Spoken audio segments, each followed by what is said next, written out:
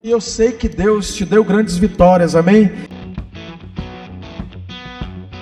E eu quero te dizer, você tem que avaliar as grandes vitórias e celebrar elas. Outra coisa que você tem que avaliar, os resultados. Quantos aqui adquiriram algo a mais? Foi acrescido na sua vida. Deus acrescentou algo na tua vida, amém? Um emprego, uma casa, um carro. Deus acrescentou a tua renda, o teu salário, o teu faturamento. Deus acrescentou o teu casamento, amém? Deus acrescentou, você teve filhos. Deus te deu um automóvel. Deus te deu algo. Quantos foram acrescentados aqui em algo? Amém? E aí, conquistas, né? Então, quando nós focamos naquilo que foi realizado, naquilo que aconteceu, irmãos, a gente começa a se animar, amém? Não fique só olhando para aquilo que você deseja, mas olha para aquilo que você já conquistou, que aí você começa a receber ânimo para eu venci isso, eu alcancei isso, agora eu vou continuar a minha caminhada de conquista, amém? Quando focamos no que foi realizado, tomamos ânimo para prosseguir. Se olhamos somente para o que faltou, ficamos desmotivados. Não fica olhando para aquilo que você não realizou. Não fica olhando para aquilo que você não conseguiu. Senão desanima. Quantos estão comigo aqui, queridos? Poxa, lá vai eu, não consegui isso, não consegui aquilo. Não, eu quero que você avalie o que você conseguiu, para que você saia para esse novo tempo. A partir de então, quando você começa a olhar para aquilo que você precisa fazer, para aquilo que você alcançou, aí você começa a olhar para aquilo que você precisa fazer mais motivado, porque você realizou. Ninguém, irmãos, olha aqui para mim, ninguém no planeta Terra consegue atingir todas as metas dele. É mentiroso esse cara que fala isso. Ai, porque eu sou de alta performance, eu bati 100% das minhas metas, meus objetivos. É papo, porque todo ser humano é limitado. Amém? Quantos estão comigo? Diga para o seu irmão, foque naquilo que tu conquistou.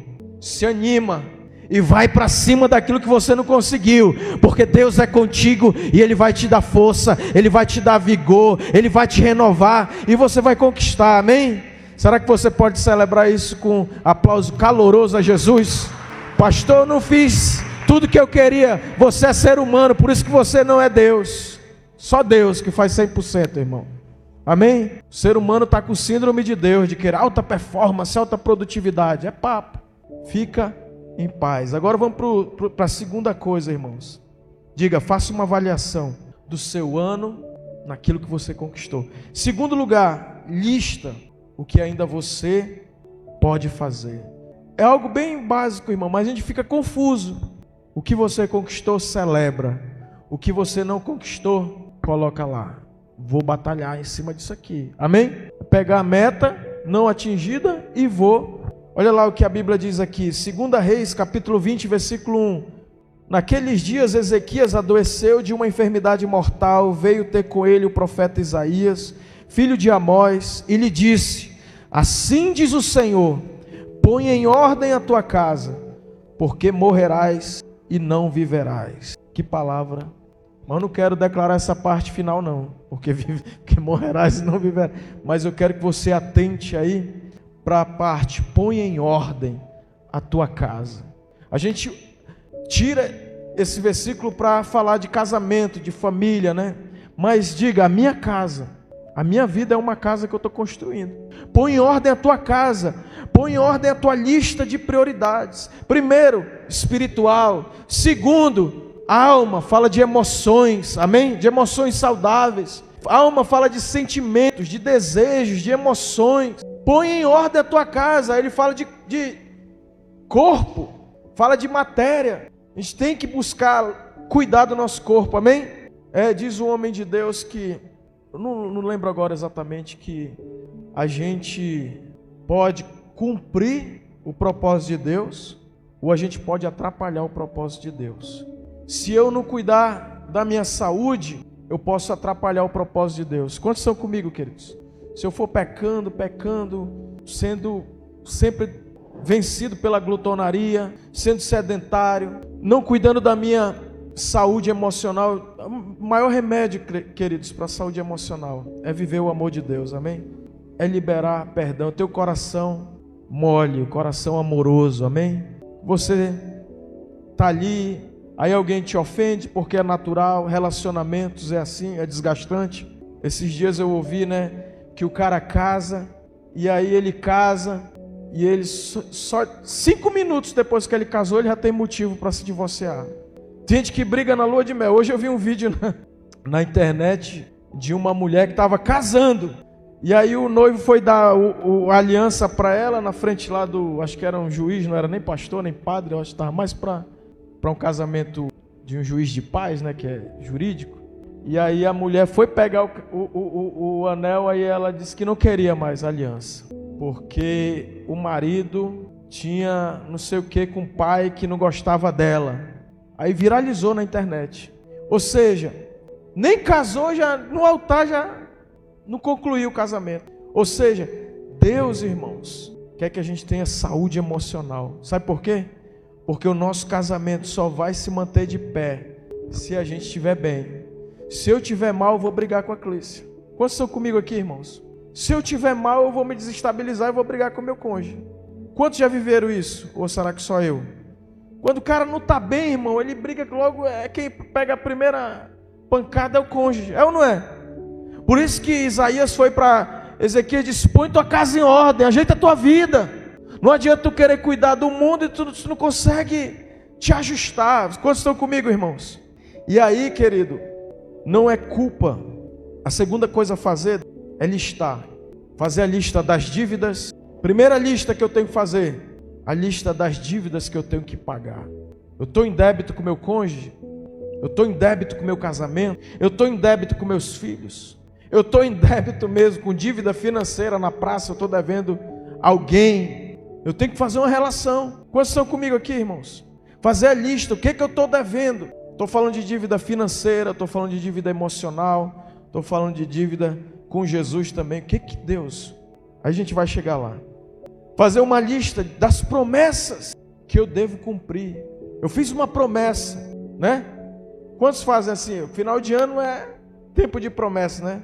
Vou ter meu devocional, minha meta espiritual, vou fazer meu devocional diário, vou ler a Bíblia inteira, eu vou ler ela de capa a capa, vou aprender inglês, que mais?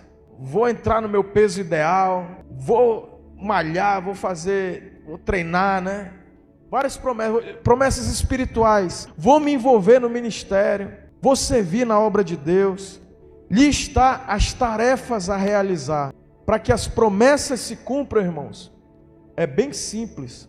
Quantos estão comigo aqui? Diga para o seu irmão: você tem concluído as tuas tarefas? E em quarto lugar, está o quê? As coisas mais importantes. Olha aqui para mim, irmãos.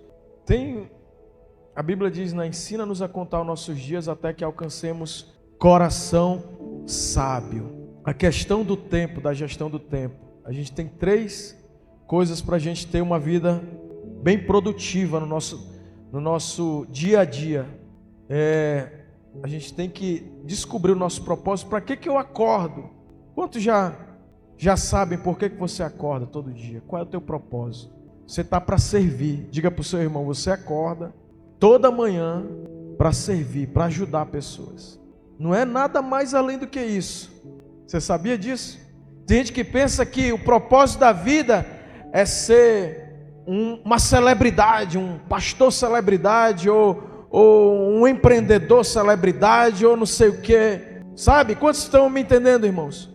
Não. A vida é sobre servir. Eu acordo de manhã para servir a minha família, para servir lá no meu trabalho, para servir os meus irmãos. E isso não é algo pequeno não, irmãos. É grandeza. É ser relevante. E aí você vai fazer uma lista. Quando você descobre que você nasceu para servir, aí você vai colocar as suas prioridades, que são as coisas mais importantes da sua vida. Por exemplo, hoje eu estava vendo, irmãos, olha aqui para mim. Isso foi muito forte. O Roberto Cabrini entrevistando as pessoas que ele entrevistou no ano passado, Natal do ano passado. 3 pessoas que estavam com câncer.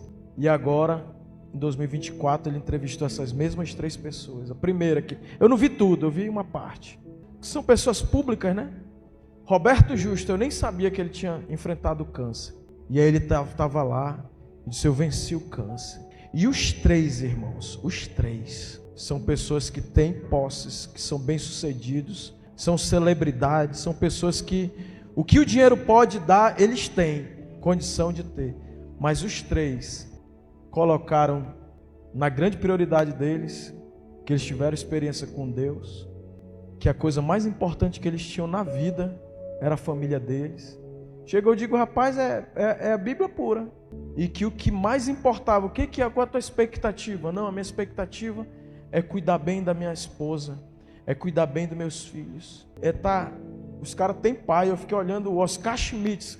Ele disse que o professor dele, o treinador dele de basquete, disse para ele: cara, tu não vai conseguir, cara. Tu não acerta uma. E aí virou o mão santa, né?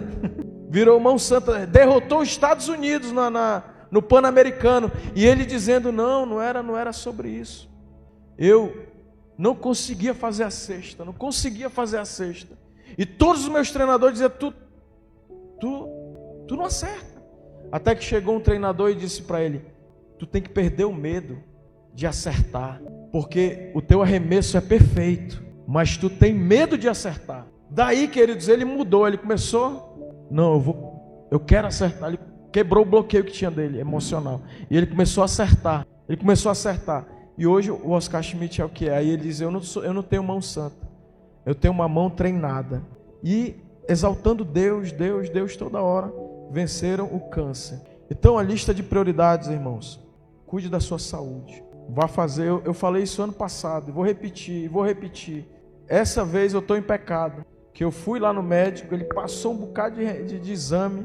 Na hora de fazer, eu não fiz ainda, mas vou fazer agora. Vai ser a primeira coisa dessa virada, vai ser fazer um check-up geral. Está lá todas as requisições, né, de exame.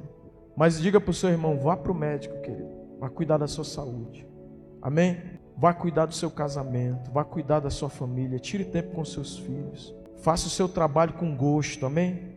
Faça o seu melhor lá. Qual é a minha lista de tarefas? É ser relevante, ajudar pessoas.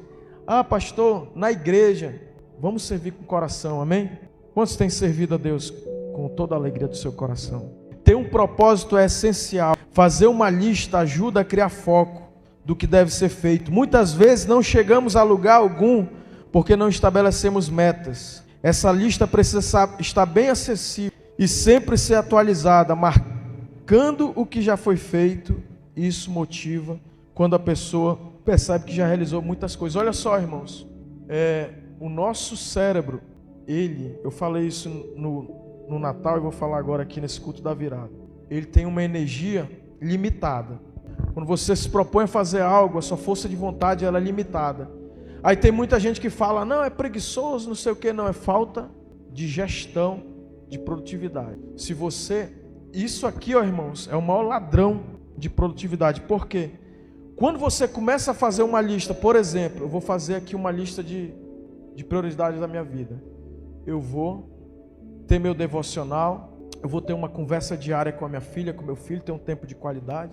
E aí você, no devocional, tu vai lá e tu usa daquela energia que é limitada. Amém? Deus efetua em nós o querer e o realizar, é ou não é? E o querer é o poder de Deus em nós, aquela força de vontade é o poder de Deus em nós.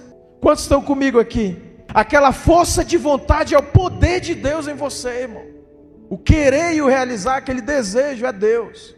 E aí, você chega lá para fazer o devocional, sem vontade, você abre a Bíblia, lê aquele texto, alguns minutos ali você ora, e aí o teu sistema cerebral libera uma química, os hormônios da felicidade. Aí tu dá o check lá na tua lista de tarefas. Fiz meu devocional. Aquilo gera endorfina, gera prazer, gera o sentimento de realização. Aí depois você, ali com o teu cônjuge, amém? Não, vou ter um momento agora com o meu cônjuge, vou ter um momento de qualidade com ele. Porque, irmãos, casamento não se acaba, não é por coisa difícil, não, é por coisa simples. É rotina, E agora, como é que você está, meu amor? Você está bem? Tal. Tem que conversar, amém? É ou não é? Com o filho, a mesma coisa. Filho não se perde na rua. Filho se perde em casa, irmãos. Tem gente que diz, não, meu filho vai se perder na rua. Agora nossos filhos nem na rua não vão, porque o negócio está feio, não é? Está se perdendo dentro de casa com o celular. Só que por que o celular ele é o maior ladrão? Porque ele coloca só endorfina. Eu não sei se é endorfina ou o hormônio do prazer. É só coisa que tu gosta. E o teu cérebro fica viciado naquilo porque ele gera prazer. Aí pá, gera prazer e vira usuário, viciante, porque é um prazer rápido. Ele coloca só coisa que tu gosta, é ou não é?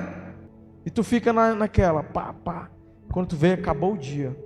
E quando tu vai realizar algo, já não tem tanta, porque tu tá tão, teu cérebro cheio de prazer ali, viciante, que na hora que você realiza a tua tarefa, tu já não sente aquela satisfação, por causa desse negocinho aqui, que está limitando a nossa.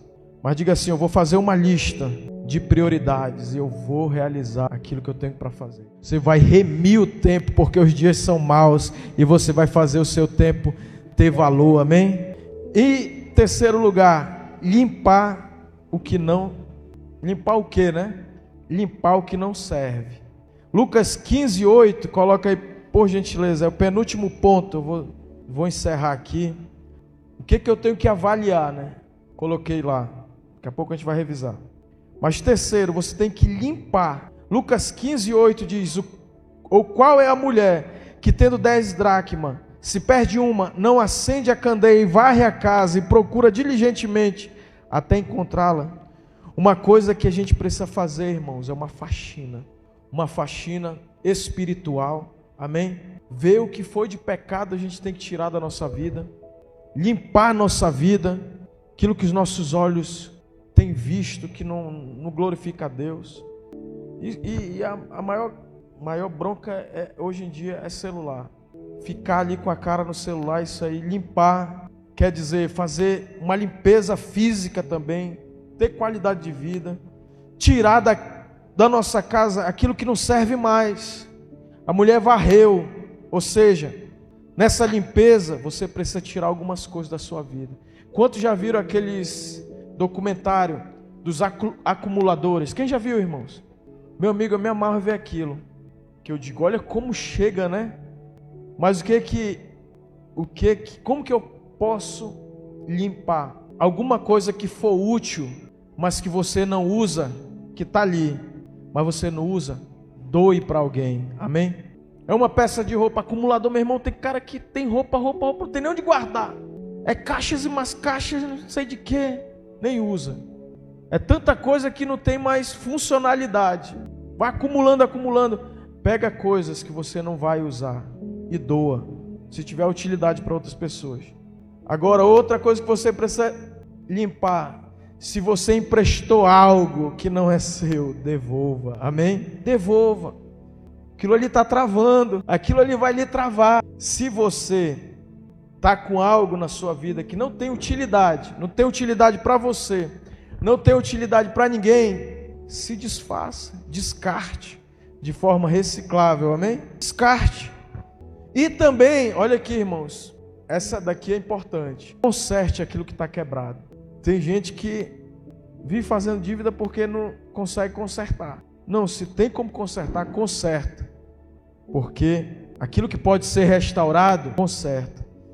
Então essa limpeza, quando você faz essa limpeza, irmãos, quando eu estou falando limpeza espiritual, emocional, tira aquele sentimento ruim, mágoa, rancor, ira, inveja, obra da carne, tira, Senhor, tira isso. Sabe por que você deve orar? Jesus, ele foi muito extraordinário, irmão. Ora por aquele que te persegue, abençoa aquele que te maldiz. Sabe por quê? Porque tu está fazendo uma limpeza espiritual e emocional. O cara está te perseguindo, Senhor, abençoa. É uma oração, irmão.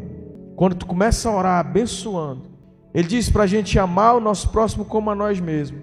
Ele diz para a gente suportar algumas pessoas, né? Suportando-vos uns aos outros. A gente tem que suportar os nossos familiares, cônjuges, algum irmão da igreja. O cara tem que suportar. Não dá para amar, tem que suportar.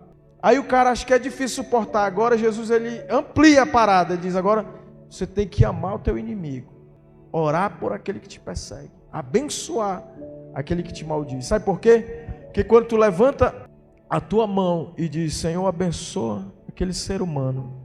Ele me fez muita raiva, Senhor. Ele até quer me prejudicar, mas eu declaro sobre a vida dele, Senhor, que a tua bênção venha sobre ele. O teu espírito é livre, a tua alma é limpa, é purificada, amém? Nesse ato de orar. Então, por que eu estou falando isso?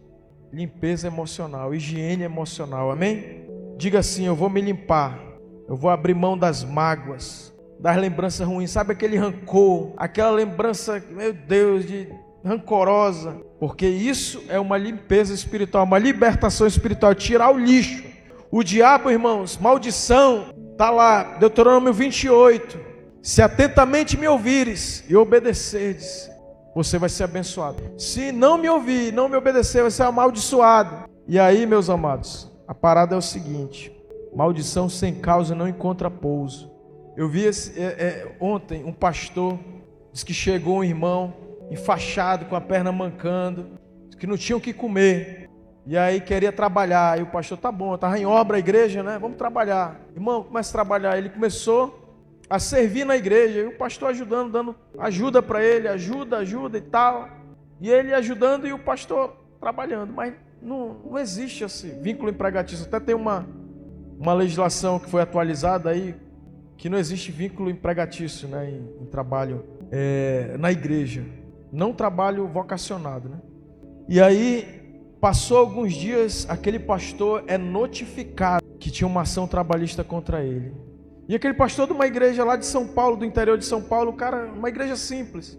E aquele irmão demandou ele na justiça e tinha lá uma ação trabalhista com valor lá, que o pastor nem a igreja tinha condição de pagar aquela demanda judicial. E aí passou o tempo e o pastor chorando, dando esse testemunho, irmãos. Olha aqui para mim, que loucura isso. A mágoa, irmãos, o ressentimento, o perdão. Olha o que o perdão gera. Aquele pastor já triste, porque tu ir lá na justiça e na audiência e ele não tinha como pagar, até que o advogado daquele irmão, né, ele chegou: meu irmão, você sabe, eu te ajudei lá na igreja, a igreja não tem condição de pagar essa demanda judicial, trabalhista, não tem, e a gente te ajudou, teve todo o carinho, e ele, irresoluto, eu quero meu... Aí passou um tempo, o advogado desse irmão chegou com o pastor e fez uma proposta: olha, pastor, eu tenho uma proposta para a gente fazer um acordo. A sua moto, o senhor dá a sua moto e aí quita essa dívida trabalhista. Aí o pastor: amém, meu irmão, nós vamos terminar essa questão. Eu vou lhe entregar. Tal dia, tal hora, fez ali o termo de um acordo trabalhista. Naquele dia o pastor, a moto que ele usava para a obra de Deus, ele foi lá e entregou a moto. Mas antes de entregar a moto, ele chamou o irmão. Ele disse: irmão, chamou o advogado e disse: eu só vou entregar tal dia, tal hora, na presença do irmão lá. Aí ele chegou com o irmão, o pastor, e disse: irmão, você sabe que isso aqui é injusto. Você sabe que eu lhe acolhi, lhe ajudei, estendi a mão, mas eu quero dizer que eu não tenho raiva de você. Eu não tenho ódio de você. Eu vou ficar a pé, vou voltar de ônibus para minha casa, mas eu quero lhe dizer que eu amo você e que você use essa moto para a glória de Deus, e eu abençoo sua vida. Eu não sei nem como que eu vou agora fazer a obra de Deus, é o único transporte que eu tenho. Aí esse pastor disse: mas eu te abençoo e eu não tenho nenhuma raiva, nenhum rancor contra você. Você está abençoado e perdoado. E entregou a moto. E o pastor saiu, pegou o ônibus, foi para a casa dele. Quando ele chega na casa dele, irmãos, na garagem da casa dele, um carro. Aí ele chegou com a mulher dele: mas o que é isso, um carro? Aí a mulher dele: rapaz, foi uma mulher que veio e disse que esse carro é teu. Aí: mas como assim? Aí ele foi, pegou o dute do carro, encontrou a mulher era desviada, nem da igreja dele era, uma mulher desviada, e ele encontrou a casa dela, foi lá com o carro: o que é isso, senhora? Esse carro é seu, não é meu. E aí a mulher disse para ele: olha, eu sou desviada, mas Deus apareceu para mim e disse para me dar esse carro para o senhor. E eu fiquei receosa, com medo do meu marido, né? O que meu marido ia falar, porque eu ia dar o carro para um pastor, e ele me deu o seu nome e eu fui lá. Só que antes disso eu fui falar com o meu marido. E o meu marido disse, você pode entregar. O marido dela era médico. E aí por que eu estou falando isso, irmãos? Digo, o poder do perdão desata até prosperidade, irmãos. Ele deu uma motinha dele lá, mas ele deu de coração, amando. E eu não sei, irmãos, mas a gente vai, como família, muitas vezes, se magoando, se machucando, né, durante uma caminhada. É em casa que a gente se fere, se machuca. Onde que a gente se fere mais? É onde a gente mais se relaciona, é ou não é? É na família, é no ambiente de trabalho. Às vezes a gente se desentende com alguém do ambiente de trabalho e fica ali ressentido e magoado. Ou às vezes até dentro da igreja. É alguém que a gente tem um desgaste, gera uma crítica, gera uma situação e gera uma mágoa. E Deus, diga assim, Deus quer limpar o nosso coração para a gente ter prosperidade. Não estou falando aqui que eu perdoar e vai ganhar um carro. Vocês estão me entendendo, né, irmãos? Não é nada disso.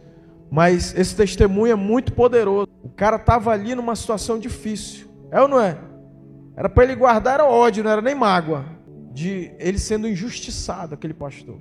Mas ele liberou perdão, ele abençoou. E de repente, foi um cortezinho de TikTok. Mas aquilo é uma grande verdade espiritual. E para concluir, irmãos, diga, você tem que avaliar as coisas que você precisa concluir. O que você precisa concluir na sua vida, resolver? Mateus 5, 23 a 24. Quando eu li esse texto, eu lembrei do irmão Jonas. Se, pois, ao trazeres ao altar a tua oferta, ali te lembrares de que teu irmão tem alguma coisa contra ti, deixa perante o altar a tua oferta. Vai primeiro, reconcilia-te com teu irmão, e então, voltando, faz a tua oferta. Ou seja, conclui. Não deixa nada pendente, amém? Então, o que você deve concluir? Os votos que você fez com Deus. Conclua os votos. Voto que foi firmado e não foi cumprido, querido, é perigosíssimo. Não é que Deus obriga ninguém a nada, não. É porque no mundo espiritual se sinaliza as situações, amém? Segundo, perdão. Conclua o perdão a quem te ofendeu. Parece que redundante, mas é uma realidade, irmão. Terceiro, conclua os compromissos assumidos. E quarto e último lugar, restitua aquilo que não é seu, aquilo que não é justo, restitua. Zaqueu, ele disse, olha, se eu defraudei alguém, eu vou restituir. Se tem alguém que você machucou, feriu, vá lá e restitua, e faça o bem, amém? Jesus disse, antes de ir ao altar, precisamos refletir sobre o que precisamos acertar com as pessoas. Lucas 14, 28, para encerrar o último versículo, Lucas 14, 28. Pois qual de vós, pretendendo construir uma torre, não se assenta primeiro para calcular a despesa e verificar se tem os meios para concluir? Amém? Calcule aquilo que você precisa concluir. Vou começar e aqui no curto prazo eu vou fazer isso. No médio prazo eu tenho capacidade de fazer isso. E no longo prazo eu tenho capacidade de fazer isso. É isso que Deus está nos ensinando, amém? Estratégia, tática e operacionalidade. Estratégia é você planejar. Tática é como que você vai executar esse planejamento. Operacional é a execução. Calcula quanto que custa essa torre, amém? E enfim, para finalizar, 1 Tessalonicenses 5,18. Nós começamos com Tessalonicenses e encerramos. Em tudo dai graças, porque essa é a vontade de Deus em Cristo Jesus para convosco. Faça um balanço de vida, é coisa importante, analisar a sua vida, amém? Não somente no fim do ano, mas toda semana, naquela semana e faz um planejamento no sábado, ali no domingo, projeta a tua semana a partir de segunda, reflita onde você precisa melhorar, exercite esse exercício de avaliar, de listar, de limpar, e de concluir. Isso vai te ajudar a viver um novo tempo diferente em todas as áreas.